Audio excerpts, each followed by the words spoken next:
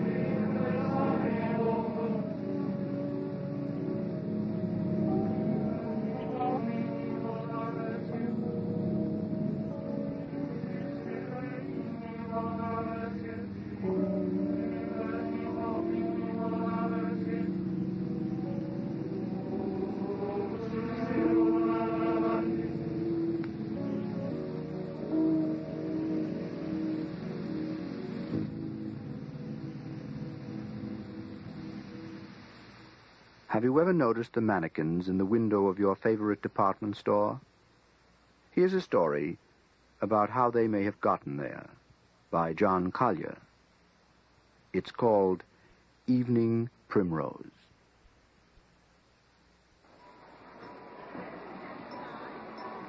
It's late afternoon in Bracey's department store. And there's Miss Sadie Brodrib just purchasing a pad of High Life Bond for 25 cents. Tonight, when she opens the pad, she'll discover that it's already been used by a Mr. Charles Snell to tell about a series of events which begins with an entry marked March 21st.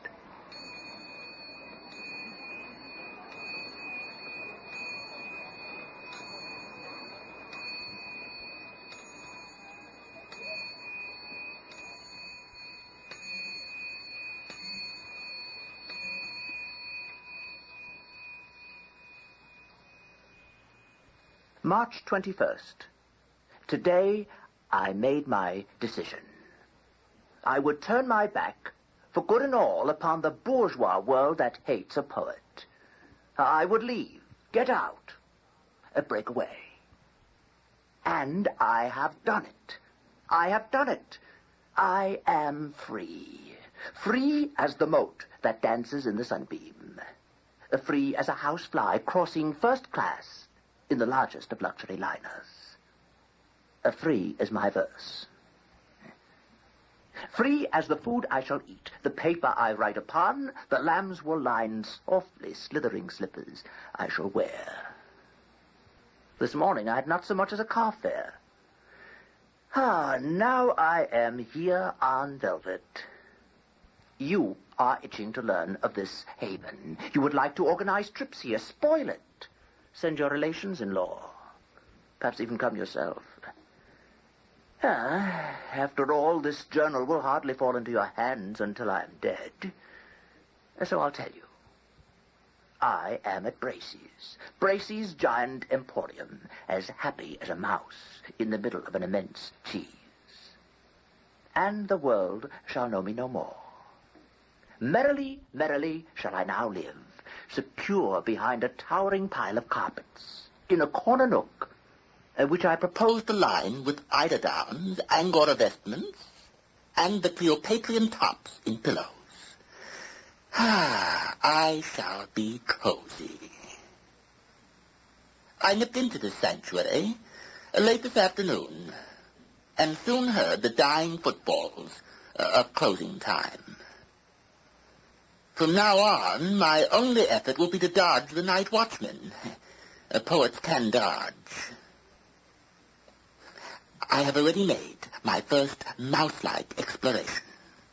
I tiptoed as far as the stationery department, and timid darted back with only these writing materials. The poet's first need. Now I shall lay them aside and seek other necessities. Food, wine, the soft furniture of my couch. A natty sporting jacket. Ah, this place stimulates me. Dawn, next day. I suppose no one in the world was ever more astonished and overwhelmed than I have been tonight. It is unbelievable. Yet I believe it. I believe it. Ah, how interesting life is when things get like that. I crept out as I said I would, and found the great shop in mingled light and gloom. The central well was half illuminated. The circling galleries towered in a pansy pyramid of toppling light and shade. The spidery stairways and flying bridges had passed from purpose into fantasy. Silks and velvets glimmered like ghosts. 100 panty-clad models offered simpers and embraces to the desert air.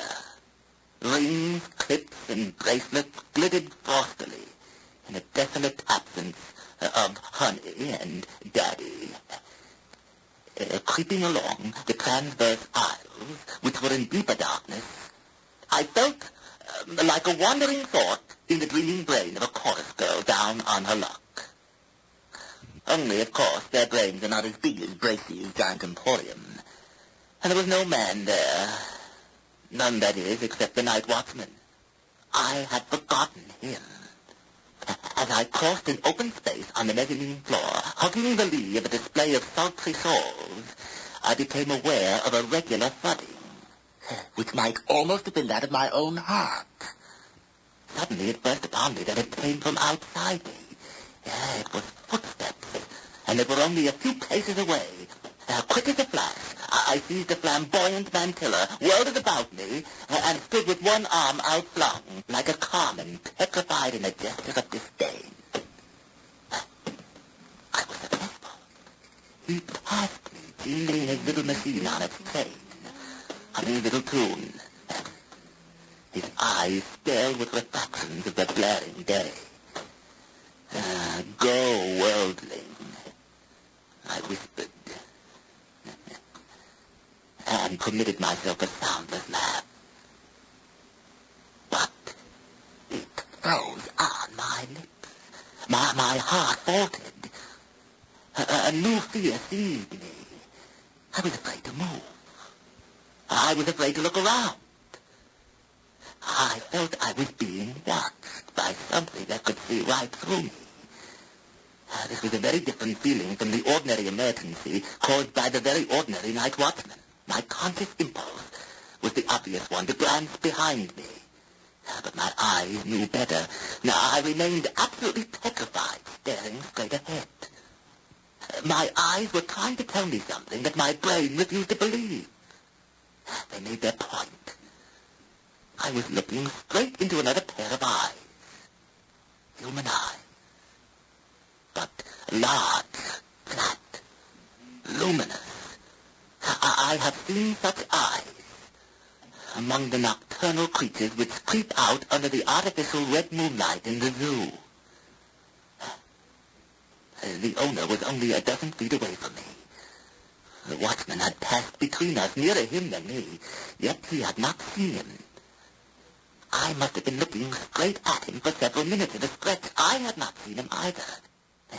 He was half reclining against the low dais, clad in dim but large patterned Shetland tweeds of the latest cut, suede shoes, a shirt of a rather broad motif. He was as pale as a creature found under a stone.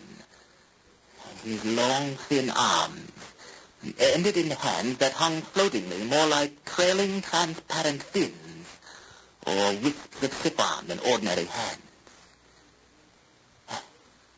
He spoke. His voice was not a voice. It was a mere whistling under the tongue. Not bad for a beginner. I grasped that he was complimenting me, rather satirically, on my own more amateurish feat of camouflage. I'm sorry, I didn't know anyone else lived here. Oh, yes. We live here.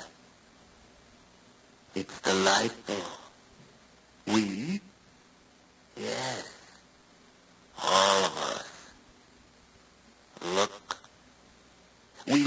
edge of the first gallery. He swept his long hand round, indicating the whole well of the shop. I looked. I saw nothing.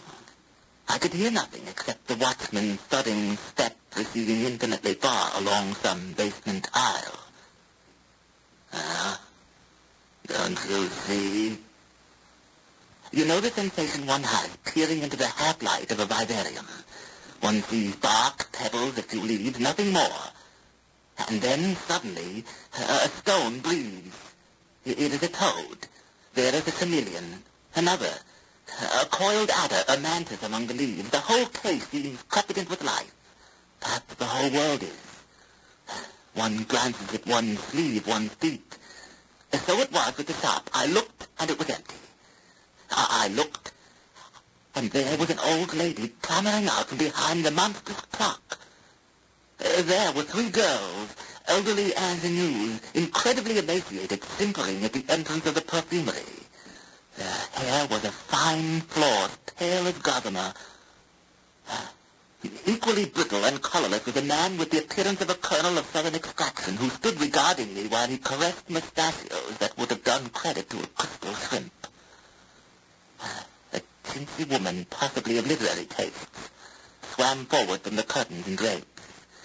They came thick about me, fluttering, whistling like a waving of gauze in the wind. Their eyes were wide and flatly bright. I saw there was no color to the iris. How raw he looked. A detective. Send for the dark men. I'm not a detective. I'm a poet. I've renounced the world. He is a poet. He has come over to us. Mr. Roscoe found him. He admires us. We must meet Mrs. Vanderpant. I was taken to meet Mrs. Vanderpant. She proved to be the grand old lady of the store, almost entirely transparent. So you are a poet, Mr. Snell. You will find inspiration here. I am quite the oldest inhabitant. 3 murders and a complete rebuilding. But they didn't get rid of me. Tell how you went out by daylight, dear Mrs. Vanderpant, and nearly got fought for Whisper's mother. That was in pre-war days. I was more robust then. But at the cash desk, they suddenly remembered that there was no train. And when they came back to look at me, she was gone.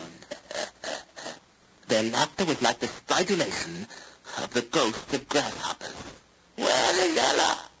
Where is my broth? She's bringing it, Mrs. Vanderpant. It will come. Tiresome little creature. She is our fondling, Mr. Snell. She is not quite our sort. Is that so, Mrs. Vanderpant, dear, dear? I lived alone here, Mr. Snell, for many years.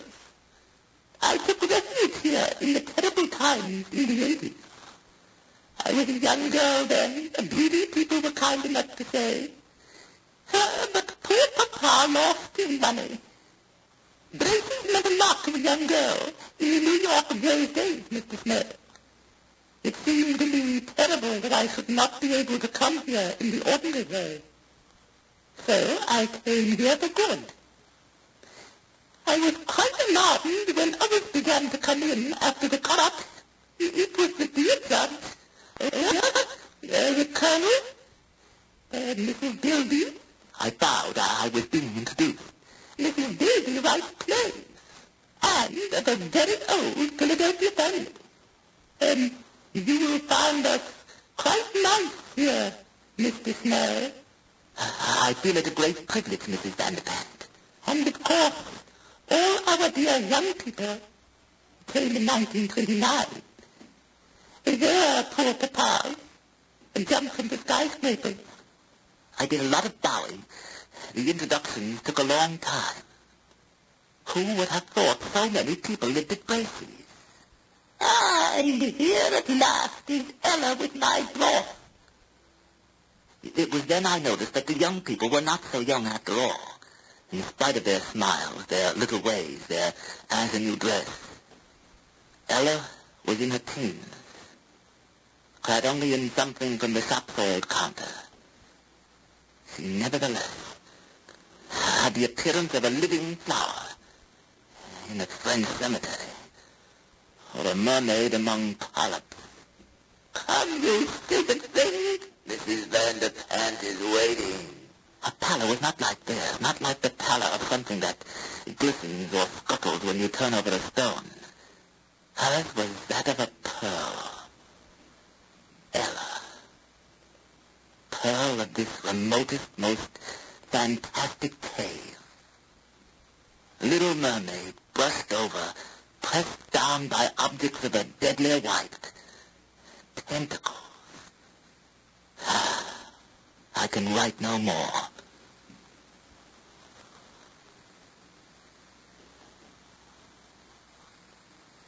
March 28th.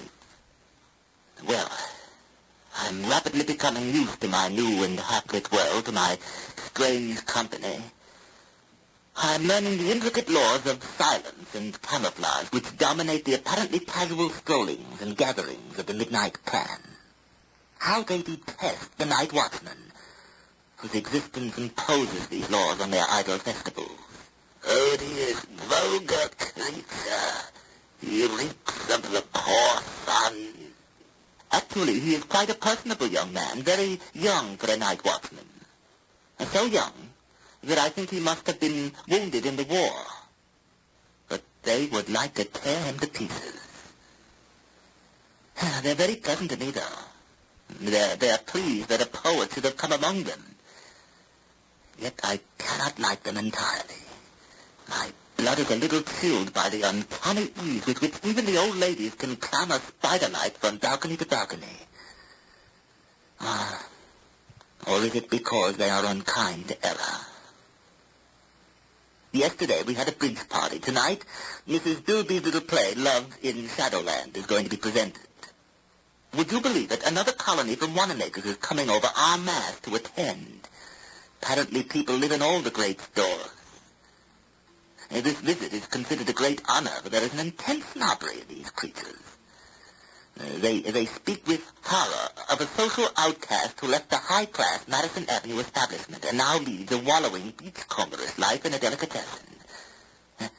And they relate with tragic emotion the story of a man in Altman who conceived such a passion for a model-clad dressing jacket that he emerged and wrested it from the hands of a purchaser. It seems that all the Altman colony, dreading an investigation, were forced to remove beyond the social pale into a 5 and dime. Well, I must get ready to attend the play.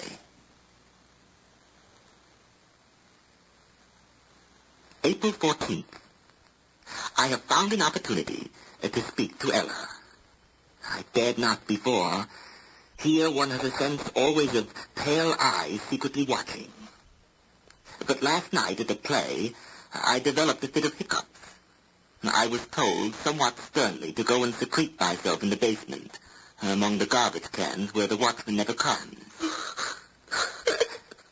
There, in that rat-haunted darkness, I heard a stifled sob. What's that? Is it you, Ella? Oh, what ails you, child? Why do you cry? They wouldn't even let me see the play. Oh, is that all? Let me console you. I'm so unhappy. She told me her tragic little story. What do you think? When she was a child, a little tiny child of only 6, she strayed away and fell asleep behind a counter while her mother tried on a new hat. When she awoke, the store was in darkness. I cried, and they all came around. He took hold of me. He will tell if we let her go. Call in the dark men. Let her stay here. She will make me a nice little maid. Who are these dark men, Ella? They spoke of them when I came here. Don't you know? Oh, it's horrible. It's horrible. Tell me, Ella. Let us share it. You know the morticians called Journey's End, who go to the houses when people die? Yes, Ella. Well, in that shop, just like here, and at Gimbel's and at Bloomingdale's, there are people living. People like these. Ah, how disgusting. But what can they live upon, Ella, in a funeral home? Don't ask me. Dead people are sent there to be embalmed. Oh, they are terrible creatures. Even the people here are terrified of them. But if anyone dies, or if some poor burglar breaks in and sees these people and might tell. Yes, go on. Then they send for the others. The dark men. Good heavens. Yes. And they put the body in surgical supplies, or the burglars, all tied up if it's the burglar. And they send for these others, and then they all hide. And then they come, the others, all like pieces of blackness. I saw them once, it was terrible. And then? They go in, to where the dead person is, or the poor burglar. And they have wax there, and all sorts of things. And when they're gone, there's just one of these wax models left on the table. And then our people put a dress on it, or a bathing suit, and they mix it up with all the others. And nobody ever knows. But aren't they heavier than the others? These wax models. You would think they'd be heavier. No, they're not heavier. I think there's a lot of them gone. Oh, dear. So they were going to do that to you when you were only a child? Yes. Only Mrs. Vanderpump said I was to be her maid. I don't like these people, Ella. Nor do I. I wish I could see a bird. Why don't you go into the pet shop? It wouldn't be the same. I want to see it on a twig, with leaves. Ella, let us meet often. Let us creep away down here and meet. I will tell you about birds and twigs and leaves. May 1st. For the last few nights, the store has been feverish with the shivering whisper of a huge crush at Bloomingdale. Tonight was the night. Not changed yet. We leave on the stroke of 2. Roscoe had appointed himself, or been appointed, my guide. Oh, my God. Roscoe, I am still a greenhorn. I dread the streets. Oh, nonsense. There's nothing to it. We slip out by 2s and 3s. Stand on the sidewalk. Pick up a taxi. Were you never out late in the old days? If so, you must have seen us many a time. Good heavens. I believe I have. And often wondered where you came from. And it was from here. But Roscoe, my brow is burning. I find it hard to breathe. I fear I am catching a cold. Oh, well, in that case, you must certainly remain behind. Our whole party would be disgraced in the unfortunate event of a sneeze. I had relied on their rigid etiquette, so largely based on fear of discovery, and I was right. Soon they were gone, drifting out like leaves aslant on the wind. At once I dressed in flannel slacks, canvas shoes, and a tasteful sport jacket, all new in stock today. I found a quiet spot, safely off the track beaten by the night watchman.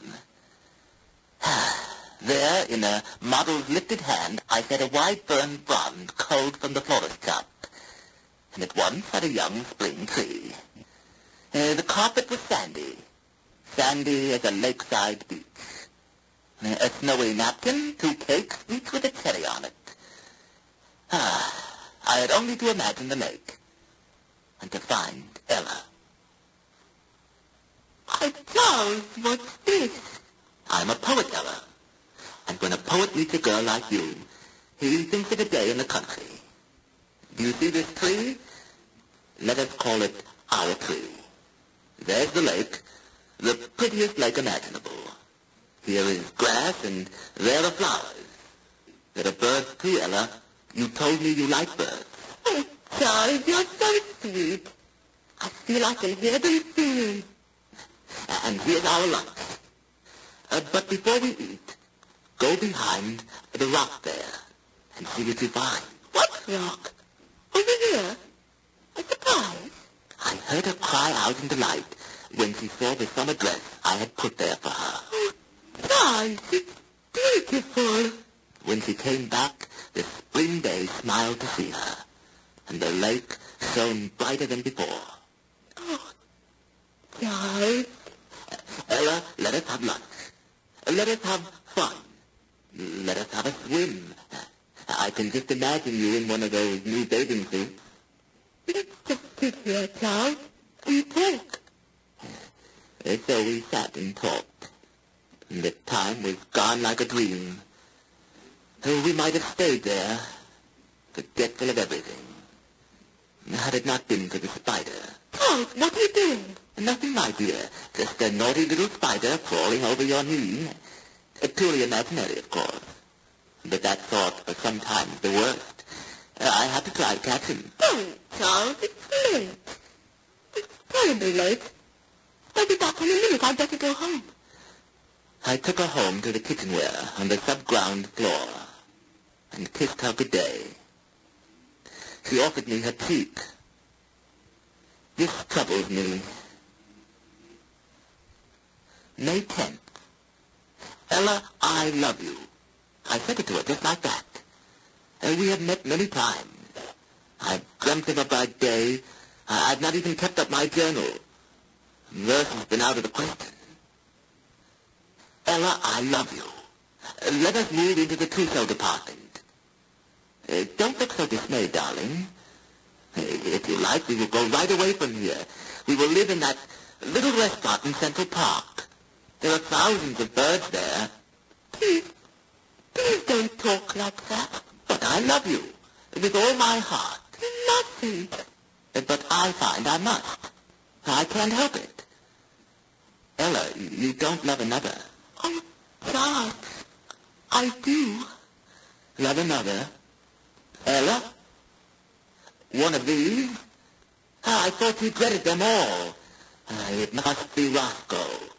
He's the only one that's in any way human. We talk of art, life, and such things, and he has stolen your heart. No, Charles, no. You're just like the rest, really. I hate them all. They make me shudder. Who is it, then? It's him. Who? The night watchman. Impossible. No. He smells of the sun. Oh, Ella, you have broken my heart. Be my friend, though. Yeah, I will. I'll be your brother. How did you fall in love with him? Oh, Charles, it was so wonderful. I was thinking of birds, and I was careless. Don't tell him, Charles, they'll punish me. No, go on. I was careless, and there he was, coming round the corner, and there was no place for me to hide. I had this blue dress on. There were only some wax models in the underthings. Please go on. I couldn't help it. I slipped off my dress and stood still. I see. And he stopped just by me, Charles. And he looked at me. And he touched my cheek. Did he notice nothing? No, it was cold. But Charles, he said, say, honey, I wish they made him like you on 8th Avenue. Charles, wasn't that a lovely thing to say? Personally, I should have said Park Avenue. Oh, Charles, don't get like these people here. Sometimes I think you're getting like them. It doesn't matter what street, Charles. It was a lovely thing to say. Yes, but my heart's broken. And what can you do about him, Ella?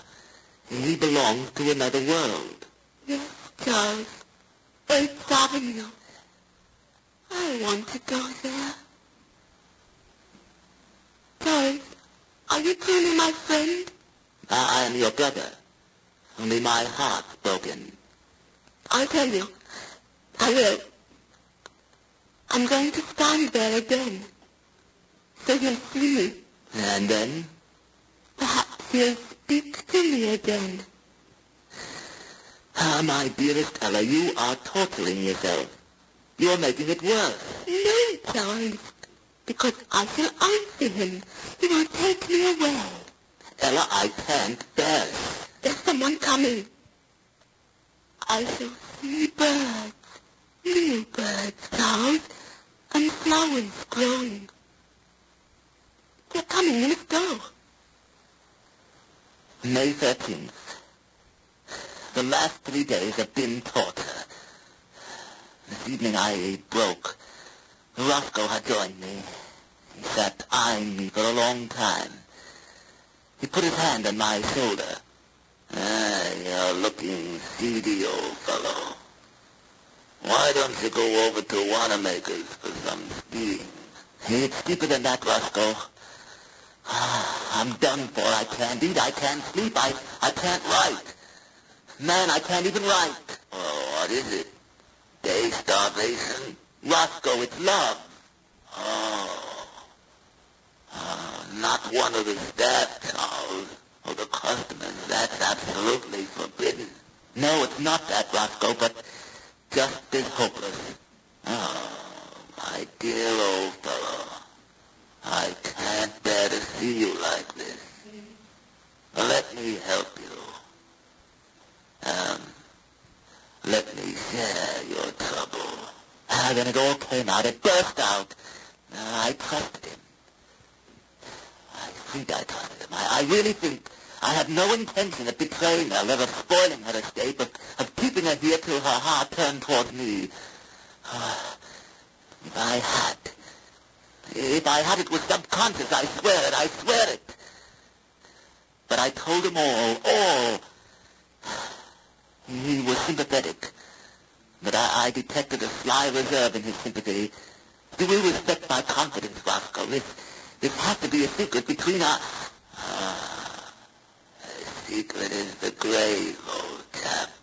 And he must have gone straight to Mrs. Vanderpant.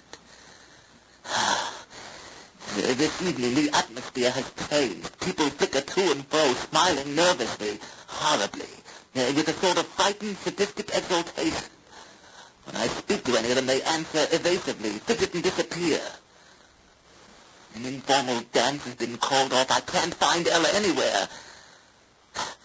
I will creep out. I will look for her again. Later. Heaven, it has happened. I went in desperation to the manager's office, whose glass front overlooks the whole shop. I watched till midnight. Then I saw a little group of them, like ants bearing a victim. They were carrying Ella. They took her to the surgical department. They took other things. And coming back here, I was passed by a flickering, whispering horde of them, glancing over their shoulders in a thrilled ecstasy of panic, making for their hiding places. I, too, hid myself. How can I describe the dark, inhuman creatures that passed me, silent as shadows? They went there. The dark men. Where Ella is. What can I do? There is only one thing. I will find the watchman. I will tell him. He and I will have her. And if we are overpowered, well, I will leave this on a counter. Tomorrow, if we live, I can recover it. If not, look in the windows. Look for 3 new figures. 2 men. One rather sensitive-looking, and a girl. She has blue eyes, like periwinkle flowers, and her upper lip is licked in the middle. Look for us. Look for us. Smoke them out. Obliterate them. Avenge us. Avenge us.